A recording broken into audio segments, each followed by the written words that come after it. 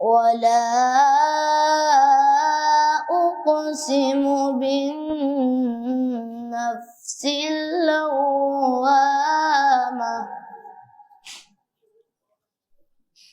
أيحسب الإنسان أن لن نجمع عظامه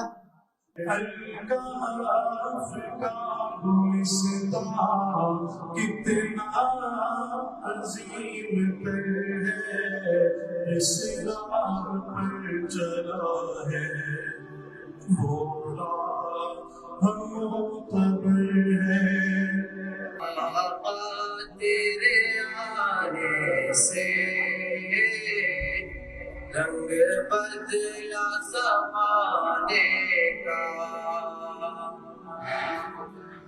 جس کو بھی ملا ٹکڑا حسنین کے نانا سے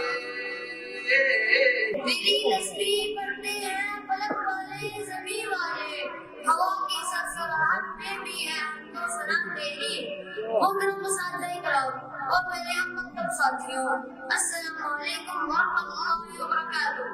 ہے ستمگر زمانہ پریشان ہوں میں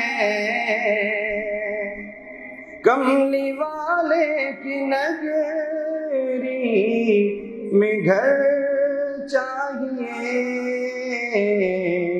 جس صبح حاضری جا کے روزے پہ ہو۔ شعبہ حفظ الکاف دارالقرآن کا ایک بنیادی شعبہ ہے جسے چند امتیازی مقاصد کے پیش نظر وجود میں لایا گیا۔ وہ امتیازی مقاصد یہ ہیں کہ اس شعبہ میں داخل ہونے والے تمام طلباء کو پاکیزہ ماحول میں تربیت کے مراحل سے گزارتے ہوئے بغیر مار پیٹ کے حوصلہ افزائی اور دعاؤں کے اہتمام کے ساتھ عاشق قرآن بنایا جائے۔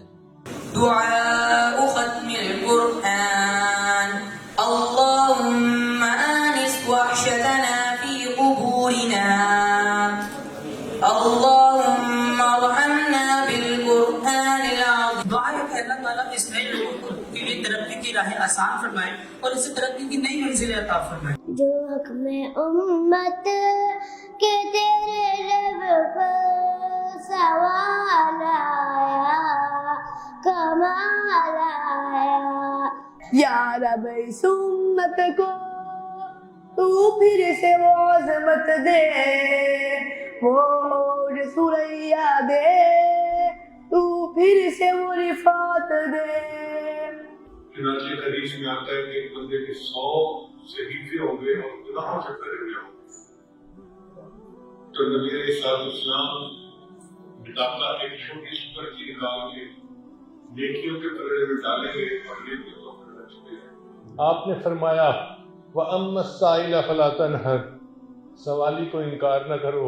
جب ہم کمزوروں کو حکم ہے ہم سوالی کو انکار نہ کریں کہ اللہ ہم بھی تو آپ کے در کے سوالی ہیں، اپنی رحمت سے انکار نہ کیجیے اور ہماری مرادیں پوری کر دیجیے۔